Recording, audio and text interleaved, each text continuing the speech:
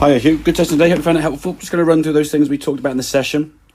If we look on this left hand side one now, you can see that yellow line kind of down the side of your trail leg. As you kind of went back in the takeaway, maybe in a way to sort of try and shift some weight or get the body rotating, we can sort of see a little bit of slide here now with the lower half. The problem is when you slide like this, a lot of weight now kind of rolls on the outside of that foot. It does make it very, very difficult now for you to actually get back onto that front foot.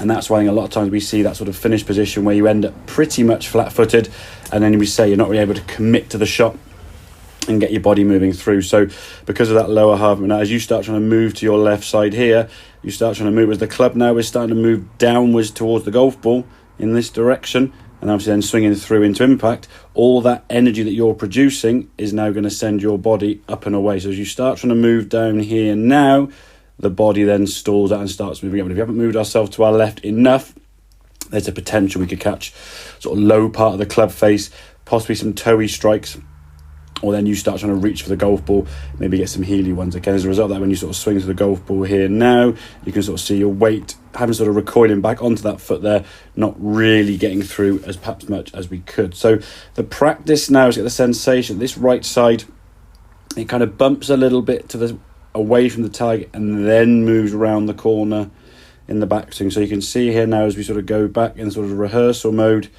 getting that rotation now as we move backwards. You can see now you're creating some separation now with that right leg from that green line, which means you're going to be further now over towards that lead side.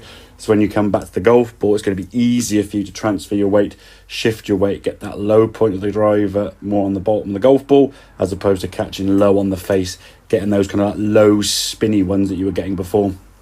Sort of starting off either really low on the club face and then ballooning up in the end, losing a lot of yardage as a result. So it's rehearsing that movement over and over again. As we always say, once the ball gets in the way, your focus now is on the ball. But with the practice we can see you put in there, you sort of incorporate a bit of that sort of hip shifting and moving in a better direction, creating more space and separation from that right side. We start moving through here now. Again, there's some good tee shots there. We saw about 20 yards of extra distance there with that shot. Now, do you quite get far enough onto that left foot? Maybe not.